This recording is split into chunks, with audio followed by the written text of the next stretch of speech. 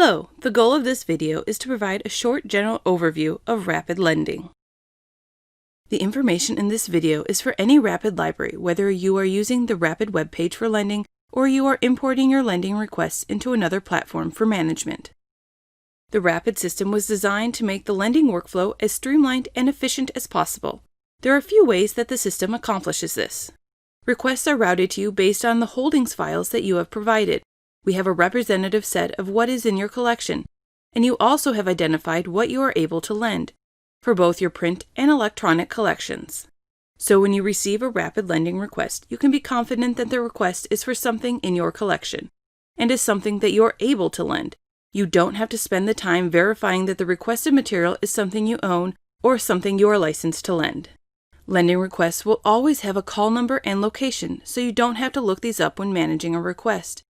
If the request is for a title in your electronic resources, the request will include a URL that will help you access the article or book chapter in your electronic resources. The goal is that when you receive a Rapid lending request, you can process it with minimal effort, either printing to pull from your stacks or following the URL to get a downloadable electronic asset. Another key aspect of Rapid participation is the turnaround time commitment. Rapid libraries are committed to filling requests within 24 hours. This is Monday through Friday. It doesn't include weekends. If you fill requests over the weekends, that's great, but it is not required. The turnaround time clock only runs during your work week. To help you manage the turnaround time, there is a set of queues on the Rapid main menu page called Aging Status. This is visible for any Rapid library, whether you are using the web page workflow or managing your lending requests through another platform. It's a good idea to check this queue once or twice per day. You can see here the queues are broken into green, orange, and red. The green queue lists requests that you've had for 24 hours or less. This is where you want to see your active lending requests.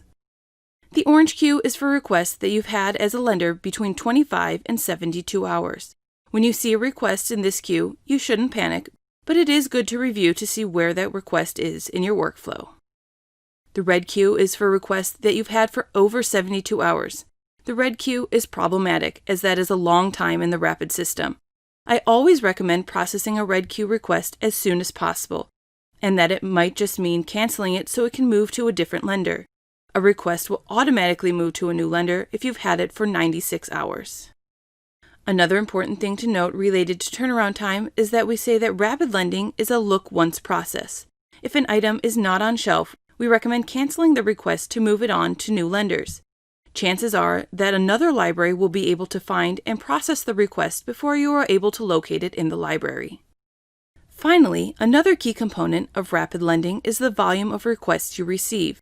The Rapid system works to load level between libraries, and you should expect to see as many requests as a lender as you are sending into Rapid as a borrower.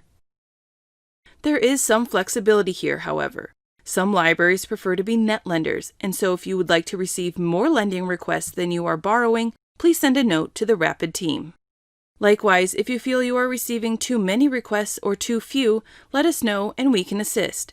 We can also work with you to temporarily reduce your lending volume if you are short-staffed or there is some other scenario where you would like to keep your lending active but would like fewer requests.